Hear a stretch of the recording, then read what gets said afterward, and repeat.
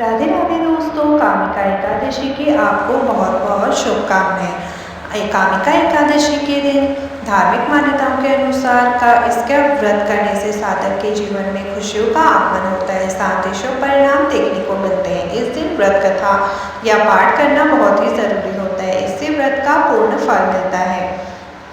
तो दोस्तों, आज हम इस वीडियो के माध्यम से आपको बताने वाले हैं कि आज की कामिका एकादशी की व्रत कथा, जिसे सुनने से ही आपकी सारे पापों का नाश हो जाता है और आपको हर इच्छा भी आपकी पूर्ति होती है। तो आइए जानते हैं आज की कामिका एकादशी की व्रत कथा। हर माह की कृष्ण और शुक्ल पक्ष की एकादशी तिथि पर व्रत किया जाता है और भगवान विष्णु की पूजा अर्चना करने का विधान है। सनातन शास्त्रों में कामिका एकादशी का विशेष महत्व बताया गया है। वैदिक पंचांग के अनुसार सावन माह की कृष्ण पक्ष में एक कामिका एकादशी मनाई जाती है। इस बार आज यानी कि 21 जुलाई को कामिका एकादशी का व्रत किया जा रहा है, जिस दिन आज के दिन सोमवार भी है, तो यह सावन का दूसरा सोमवार भी है। तो इस दिन आप सोमवार और एकादशी दोनों का व्रत एक साथ कर सकते हैं। तो आइए शुरू करते हैं कामिका एकादशी की व्रत कथा। पौराणिक कथा के अनुसार प्राचीन समय में एक गांव में पहलवान रहता था। वह अति क्रोध करता था, इसलिए उसकी किसी न किसी से बहस हो जाती थी। एक बार ऐसा समय आया कि उसका किसी ब्राह्मण से झगड़ा हो गया। उसने क्रोध में आकर ब्राह्मण की हत्या कर दी, जिसकी वजह से उस पर ब्राह्मण हत्या का दोष लग गया। इसके बाद वह ब्राह्मण के अंतिम संस्कार में शामिल होने के लिए गया, तो पंडितों ने उसे वहां से भगा दिया। पंडितों ने पहलवान को ब्राह्मण की हत्या का दोषी मानकर बहिष्कार किया और पंडितों ने पहलवान के घर धार्मिक कार्य करने से भी मना कर दिया और सामाजिक बहिष्कार कर दिया। पहलवान ने साधु से इस दोष को दूर करने के लिए उपाय पूछा, तो साधु ने सावन माह के कृष्ण पक्ष की कामिका एकादशी व्रत करने की सलाह दी। इसके बाद पहलवान ने विधि पूर्वक कामिका एकादशी व्रत किया। इसके बाद पहलवान को सपने में श्री हरि के दर्शन हुए। उसने सपना देखा कि भगवान विष्णु ने हत्या दोष से उसको मुक्त कर दिया है।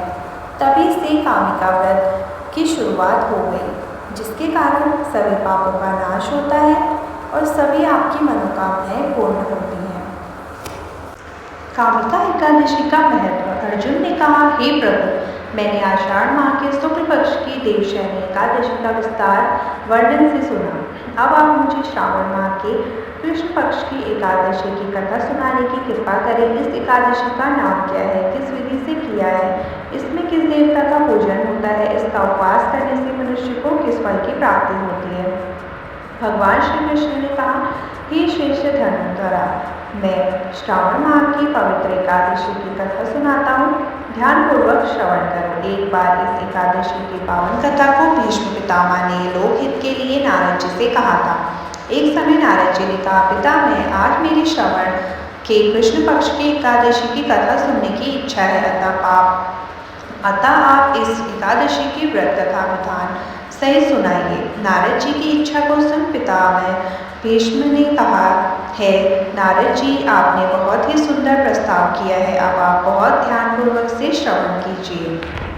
श्रावण माह की कृष्ण पक्ष की एकादशी का नाम कामिका एकादशी है। इस एकादशी की कथा सुनने मात्र से ही वाजपेयी यज्ञ के फल की प्राप्ति होती है।